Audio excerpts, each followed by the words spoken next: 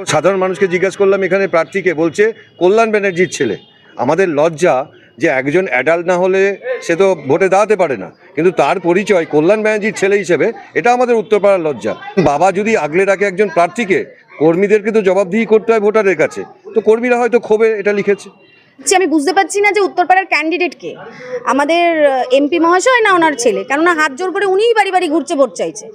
তো বাবাকে এসে এখনো ভোটটা চাইতে হচ্ছে, আমার ছেলেকে ভোট দিন, আমার ছেলেকে ভোট দিন। তো আমরা পাড়ার বাসী ওনার কাছে কি সাহায্য পাবো, বা উনি উত্তরপাড়া হসপিটাল কি দেখবে, রাস্তাঘাট কি দেখবে, আমরা সন্দেহ প্রকাশ করছি। যায় না, কখনো ওনাকে তো উত্তরপাড়াতে দেখাই যায় না। ভোটের সময় একবার আসেন, গাড়ির মাথায় উঠে হাত নেড়ে চলে যান।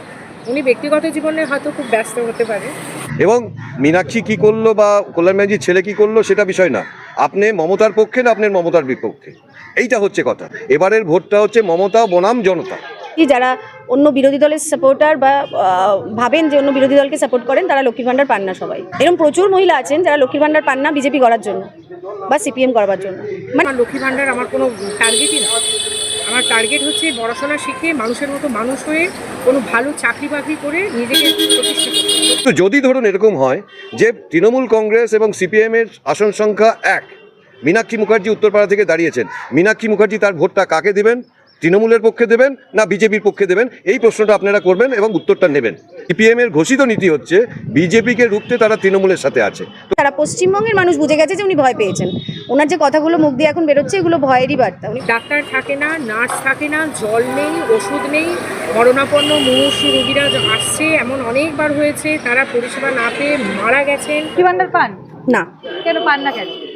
লক্ষ্মীর ভান্ডার লক্ষ্মীদের জন্য, লক্ষ্মীদের উন্নয়নের জন্য লক্ষ্মী ভান্ডার দিচ্ছে, টাকা বাড়িয়ে দিচ্ছে, লক্ষ্মী ভান্ডার পান না? আমি কোনোদিন লক্ষ্মীর ভান্ডারের জন্য লাইন দিতে যাইও নি। আর আমার এটা বিশ্বাস, আমি যেখানে ঘুরে ঘুরে দেখেছি, যারা অন্য বিরোধী দলের সাপোর্টার বা ভাবেন যে অন্য বিরোধী দলকে সাপোর্ট করেন, তারা লক্ষ্মীর ভান্ডার পান না। সবাই এরকম প্রচুর মহিলা আছেন যারা লক্ষ্মীর ভান্ডার পান না বিজেপি করার জন্য বা সিপিএম করবার জন্য, মানে বিরোধী করবার জন্য।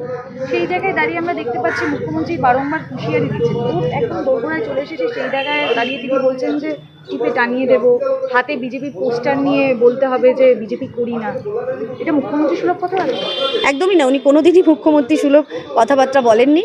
আর উনি এখন যেটা বলছেন, তাতে সাধারণ মানুষ, সারা পশ্চিমবঙ্গের মানুষ বুঝে গেছে যে উনি ভয় পেয়েছেন। ওনার যে কথাগুলো মুখ দিয়ে এখন বেরোচ্ছে, এগুলো ভয়েরই বার্তা। উনি ভয় পেয়েছেন, তাই অন্যদের ভয় দেখাচ্ছেন যে তোমরা চুপ করে যাও, করো না। এটা একটা থ্রেট। উত্তরপাড়ার হাওয়া কি বলছে? বিভিন্ন জায়গায় পোস্টার আমরা দেখতে পাচ্ছিলাম যে খোকা এখনো বাবাকে ছাড়া বেরোতে পারে না, সে উত্তরপাড়ার সাধারণ মানুষের দায়িত্ব কি নেবে? দেখুন, আমিও যা প্রচার দেখেছি, তৃণমূলের প্রচারে আমি গিয়ে রাস্তায় তো দাঁড়িয়ে থাকি না, আমি ওই ইউটিউব ঘাঁটতে ঘাঁটতে যেটা দেখেছি, আমি বুঝতে পারছি না যে উত্তরপাড়ার ক্যান্ডিডেট কে, আমাদের এমপি মহাশয় না ওনার ছেলে, কেননা হাত জোর করে উনিই বাড়ি বাড়ি ঘুরছে ভোট চাইছে। তো বাবাকে এসে এখনো ভোটটা চাইতে হচ্ছে, আমার ছেলেকে ভোট দিন, আমার ছেলেকে ভোট দিন। তো আমরা পাড়ার বাসী ওনার কাছে কি সাহায্য পাবো, বা উনি উত্তরপাড়া হসপিটাল কি দেখবে, রাস্তাঘাট কি দেখবে, আমরা সন্দেহ প্রকাশ করছি। দিদি, আপনি লক্ষ্মী ভান্ডার পান কি? না, পাই না। কেন পান না? কেন না, আমি চাইও না, আমি পাই না, আমি চাইও না। আমার লক্ষ্মী ভান্ডার আমার কোনো টার্গেটই না। আমার টার্গেট হচ্ছে পড়াশোনা শিখে মানুষের মতো মানুষ হয়ে কোনো ভালো চাকরি বাকরি করে নিজেকে প্রতিষ্ঠিত করতে। লক্ষ্মী ভান্ডার তো আমার ভবিষ্যৎ তৈরি করবে। বলছি, এই যে উত্তরপাড়া রাজবাড়ি যে হাসপাতালটা রয়েছে, সেই হাসপাতালটা কতটা উন্নত হয়েছে? একেবারেই উন্নত নয়, বিরাট বড় জায়গা, মানে রংচং বাইরে থেকে দেখলে মনে হয়, কিন্তু কোনো রকম কোনো পরিষেবা নেই। ডাক্তার থাকে না, নার্স থাকে না, জল নেই, ওষুধ নেই, মরণাপন্ন মুমূর্ষু রোগীরা আসছে, এমন অনেকবার হয়েছে, তারা পরিষেবা না পেয়ে মারা গেছেন। রোগীর বাড়ির লোক তাদের বের করে নিয়ে চলে যেতে বাধ্য হয়েছেন। কোনো পরিষেবা নেই। যিনি বিধায়ক ছিলেন তিনি কি কোনো উন্নয়ন করেননি? মানে বিগত 5-6 বছরে দেখাই যায় না, কখনো ওনাকে তো উত্তরপাড়াতে দেখাই যায় না। ভোটের সময় একবার আসেন, গাড়ির মাথায় উঠে হাত নেড়ে চলে যান। উনি ব্যক্তিগত জীবনে হয়তো খুব ব্যস্ত হতে পারে।